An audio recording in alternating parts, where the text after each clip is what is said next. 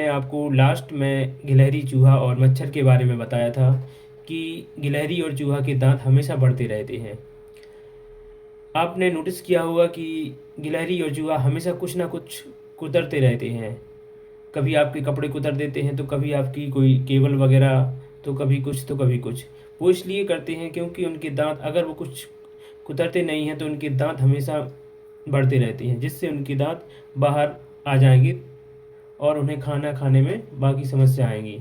और उसके बाद में मैंने मच्छर भी देखा था हम लोगों ने, कि मच्छर हमारे पैरों की जो तलवे होते हैं उसकी गंध से और हमारी शरीर की गर्मी से हमें ढूंढ लेते हैं। अधिकांश आपने नोटिस किया होगा कि जो मच्छर काटते हैं वो पैरों पर अधिक काटते हैं। अब हम देखते हैं कि पक्षियों के द्वारा बनाए जाने वाले घोंसले। इसमें हम विभिन्न प्रकार के पक्षी देखेंगे और उनके द्वारा बनाए जाने वाले घोंसले देखेंगे। नंबर 1 पर आ जाती है कलचिड़ी। यह पत्थरों के बीच एक मुलायम घोंसला बनाती है। उस घोंसले में पेड़ों की टहनियों का प्रयोग किया जाता है और जो हल्की मुलायम जड़ें होती हैं उनका प्रयोग किया जाता है। ऊन, वाल और रुई आदि का प्रयोग करते हैं। दूसरे नंबर पर देखते हैं फाख्ता पक्षी। कैक्टस के कांटों के बीच या मेहंदी की मेड़ में अपना घोंसला बनाती हैं। इसके बाद में हम देखते हैं गौरैया और कबूतर। गौरैया पहले हमें बहुत दिखाई देती थी, लेकिन धीरे धीरे विलुप्त होने की कगार पे है। बहुत ही कम संख्या में दिखाई देती हैं और विश्व गौरैया दिवस 20 मार्च को मनाया जाता है। गौरैया आमतौर पर घर के आसपास घोंसला बनाती हैं और कबूतर कबूतर को आपने देखा होगा कि ये अधिकांश खंडरों और पुराने घरों में घोंसला बनाते हैं। इसके बाद में दिखते हैं दर्जन चिड़िया। जैसा कि नाम से हमें पता चल रहा है कि दर्जन दर्जन का काम क्या होता है, सिलाई वगैरह करना, तो इसको भी देखते हैं हम। यह अपनी नुकीली चोंच से पत्तों को छेद यानी कि उसमें गड्ढे करके फिर उन्हीं की पत्तों की उससे उनमें सिलाई कर लेती हैं और इससे उनके घोंसले का निर्माण हो जाता है। आप ये देख रहे होंगे कि इस प्रकार से वो देखो सिलाई कर करके पत्तों की उसके और एक घोंसला बना लेती हैं। बिल्कुल। शक्कर खोरा पक्षी। यह एक पेड़ या झाड़ी की शाखा पर लटकता घोंसला बनाते हैं। इसमें रुई, सूखे पत्ते और कपड़ों के चीथड़े होते हैं। बाद में देखते हैं बीवर पक्षी। बीवर पक्षी की नर घोंसला बनाता है तथा मादा उसे चुनती है। इसके बाद बगुला पक्षी। बगुला भैंस पर बैठकर उसके कीड़ों को खाता है। भैंसों को कीड़ों से छुटकारा मिलता है और बगुले को उसका भोजन मिल जाता है। बसंत गौरैया पक्षी पेड़ के तनों में गहरा छेद बनाकर अंडे देती है। पेड़ के तने में छिपे कीड़े को ढूंढ ढूंढ कर खाती है। कौवा। यह पेड़ की सबसे ऊंची डाली पर अपना घोंसला बनाता है। जैसा पेड़ की सबसे ऊंची डाल पर अपना घोंसला बनाता है। कौवे के घोंसले में लोहे के तार, टहनियां आदि होती हैं। कौवे के घोंसले में कोयल अंडा देती है।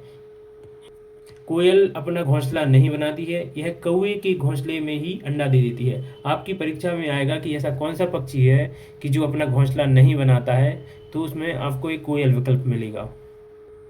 उल्लू पक्षी।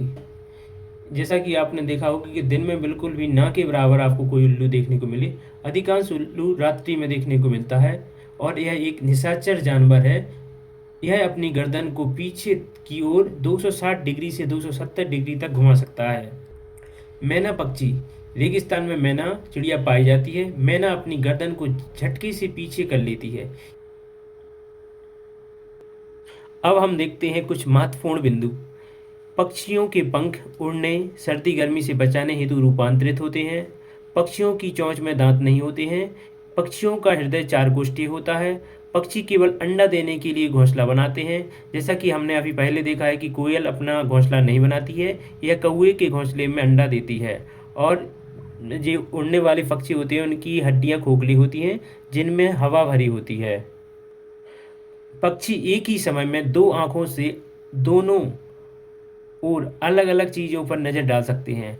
पक्षी देखने हेतु अपनी गर्दन को ज़्यादा घुमाते हैं क्योंकि उनकी आंखों की पुतलियां घूम नहीं सकती हैं।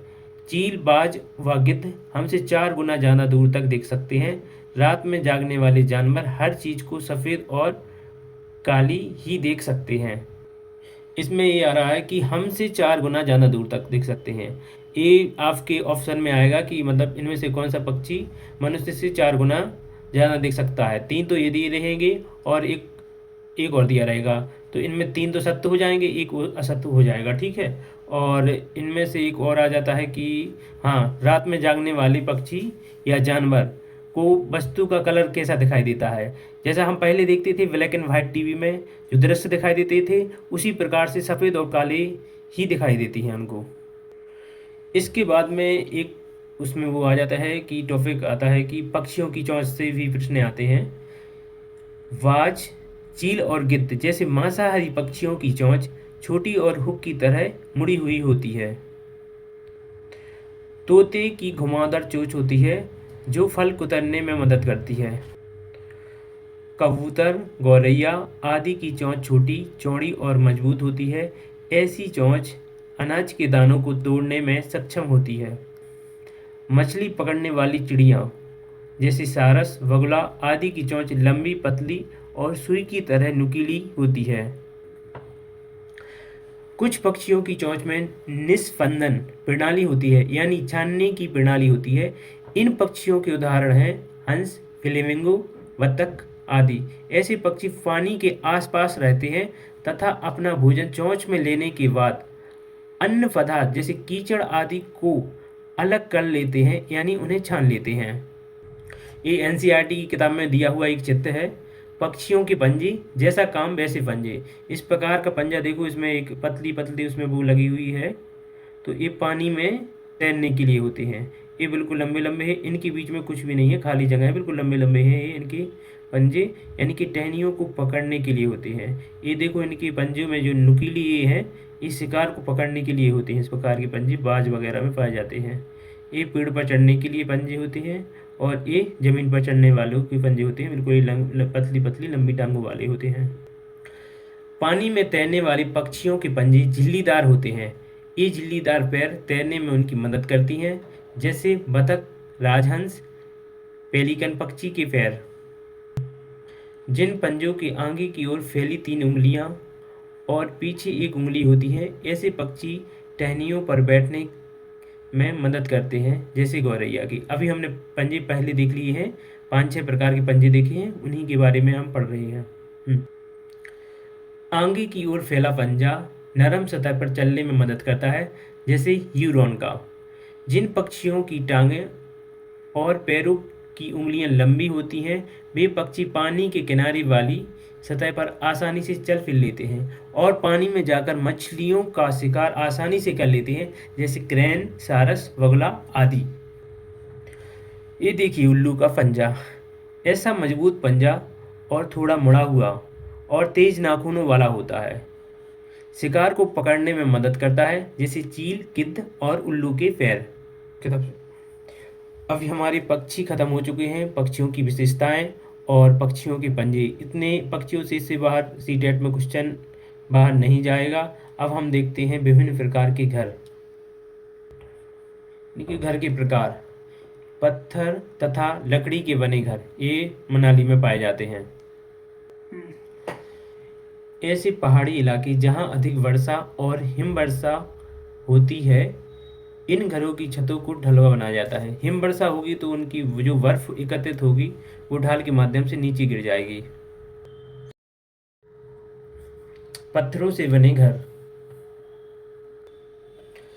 पत्थरों वाले घर यानी कि लेह में पाए जाते हैं। शीत मरुस्थल में पाए जाते हैं। यह घर 2 मंजिल होते हैं।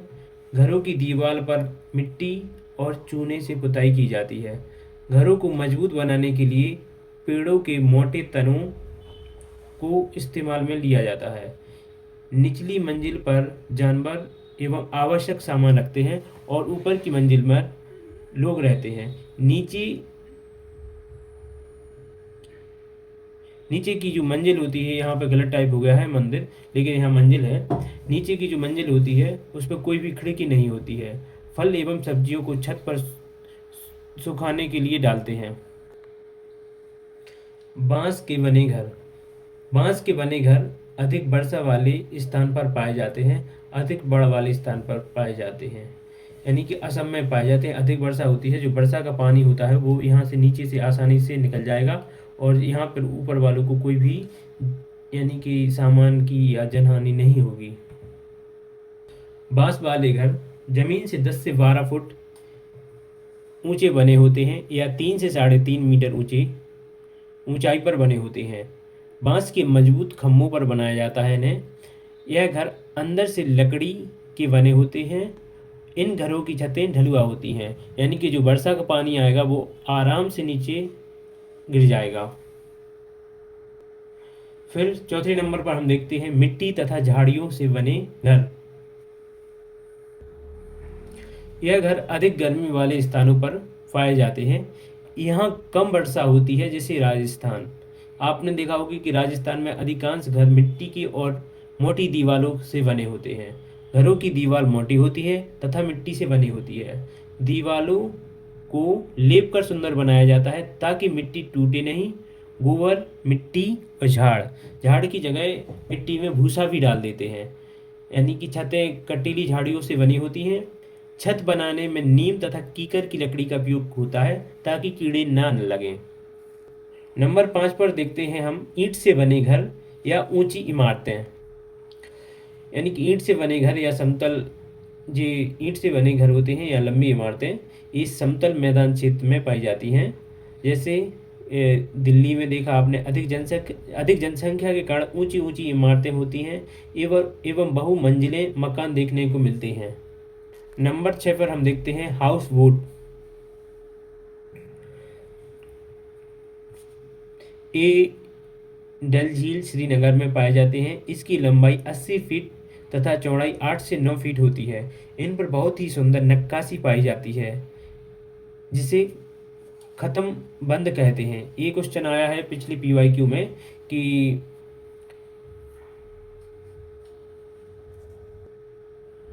कि खत्म बंद क्या है। ये पर्यटकों के लिए होते हैं। नंबर 7 डोंगा। यह झीलम नदी पर पाए जाते हैं। ये हाउस बोट की तरह ही लकड़ी के बने होते हैं। डोंगा नक्काशी रहित होते हैं। इनमें अलग अलग कमरे बने होते हैं तथा इनमें स्थानीय लोग रहते हैं। नंबर 8 बर्फ का घर या इग्लू। इग्लू एस्किमो शिकारियों का स्थायी निवास होता है। यह ग्रीनलैंड कनाडा में पाए जाते हैं। बर्फीले क्षेत्र में बर्फ के बड़े बड़े टुकड़ों को जोड़कर बर्फ के घर बनाए जाते हैं, जिन्हें इग्लू कहते हैं। एक गुम्बद के आकार के होते हैं तथा इनका प्रवेश द्वार बहुत छोटा होता है ताकि बर्फीली ठंडी हवाएं अंदर प्रवेश न कर सकें। प्रवेश द्वार बहुत छोटा, बिल्कुल आपको उसमें लेट के गुम्बद उसमें इग्लू में प्रवेश करना पड़ेगा। नंबर 9 पर आ जाता है टेंट। टेंट का निर्माण अलग अलग क्षेत्रों में अलग अलग वस्तुओं से होता है, जैसे प्लास्टिक, कपड़ा आदि। लद्दाख की चांगपा जनजाति याक के बालों की पट्टियों से टेंट बनाती है, जिसे रेवो कहते हैं। श्रीनगर के लोग इलायची और बादाम डला हुआ चाय कहवा पीते हैं, वहाँ चाय को कहवा कहते हैं। हमने सबसे पहले जंतुओं को देखा, जंतुओं के बाद में विभिन्न प्रकार के घर देखे या आवास भी बोल सकते हैं उनको। अब हम देखते हैं कुछ वनस्पतियाँ। रेगिस्तानी ओक। यह एक आकर्षक मध्यम आकार, धीमी गति से बढ़ने वाला पेड़ है जो ऑस्ट्रेलिया के शुष्क रेगिस्तानी क्षेत्र में पाया जाता है। इसकी बहुत कम पत्तियाँ होती हैं। यह लगभग 10 से 15 फीट तक लंबा होता है। इसकी जड़ें इसके तने से 30 गुना लंबी होती हैं। ये जड़ें पानी तक पहुंचने के लिए जमीन में गहराई तक जाती हैं। यह पानी पेड़ के तनों में जमा होता है। स्थानीय लोग तने में पतला पाइप डालकर इस पानी को पीते हैं। अगर पेड़ की ऊंचाई अगर 10 फीट होगी तो उनकी जड़ों की ऊंचाई उससे 3 गुनी होगी। यानी कि अगर 10 फुट का पेड़ है तो 30 फुट नीचे तक इसकी जड़ें हैं। पानी की तलाश में जड़ें बिल्कुल गहराई तक जाती हैं जब तक उनको पानी ना मिल जाए, और ये पानी को उसमें तना में एकत्रित करती हैं। 3 नहीं 30 गुना लंबी होती है। अगर आपका जो पेड़ की लंबाई 10 फुट है तो 10 गुणा 30 यानी कि 300 फीट गहराई तक इनकी जड़ें होंगी। अब हम देखते हैं घट पर्णी पौधा, या इन्हें हम पिचर पादप भी बोलते हैं। ये मांसाहारी और कीटभक्षी पादप का एक उदाहरण है। यह अपने गड्ढों के जाल में कीड़े, मेंढक और चूहों को फंसाता है।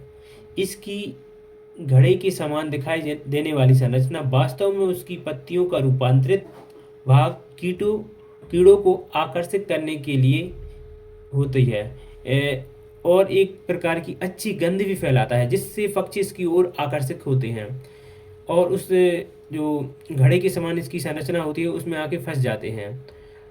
आमतौर पर यह इंडोनेशिया, ऑस्ट्रेलिया और भारत के मेघालय में पाया जाता है।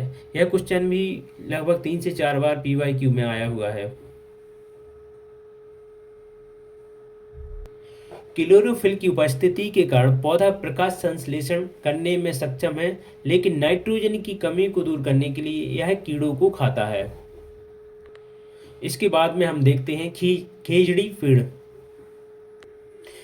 खेजड़ी के पेड़ राजस्थान में पाए जाते हैं। यह वृक्ष मुख्यतः रेगिस्तानी क्षेत्रों में पाया जाता है। इसे अधिक जल की आवश्यकता नहीं होती है। इनके फलों को एक समृद्ध प्रोटीन स्रोत के रूप में खाया जाता है। पेड़ की छाल का उपयोग औषधि के रूप में होता है। इसकी फलियों की सब्जी बनाई जाती है और इसकी जो लकड़ी होती है उसमें कभी कीड़े नहीं लगते हैं, या कीड़े इनकी लकड़ी को नुकसान नहीं पहुंचाते हैं। यह छायादार वृक्ष है जिसकी छाया में बच्चे खेलना पसंद करते हैं। अब आप देखिए कि खेजड़ी के वृक्ष से कितने लाभ हैं। इसकी हर चीज़ हर काम में आ रही है। इसकी छाल औषधि के रूप में आ रही है, फलियों से सब्जी बनाई जा रही है, लकड़ी में कीड़े नहीं लगते हैं, और ये जल भी कम मात्रा में लेता है, और इनका जो फल होता है वह प्रोटीन का एक अच्छा स्रोत है। इसके बाद में हम देखते हैं बरगद का पेड़। यह पेड़ लगभग 200 साल तक जीवित रह सकता है। पुराने बरगद के पेड़ों की लटकती हुई शाखाएं वास्तव में पेड़ की जड़ें होती हैं। इस शाखाओं से नीचे बढ़ती हैं जब तक कि वे जमीन तक नहीं पहुंच जाती हैं। यह जड़ें खंभे की तरह होती हैं जो पेड़ को मजबूत सहारा देती हैं। बरगद के पेड़ की जड़ें भी जमीन के नीचे होती हैं जैसे दूसरे पेड़ की होती हैं। इसकी पत्तियां और छाल और बीज, यानी कि पत्तियां दस्त के लिए, छाल मधुमेह के लिए और बीज मूत्र प्रकार की बीमारियों के इलाज के लिए औषधीय महत्व का गुण रखती हैं। इसके बाद में देखते हैं क्रोटॉन पौधे। क्रोटॉन पौधे जमीन के बारे में उसकी दशा को बता देते हैं, यानी सिग्नल दे देते हैं।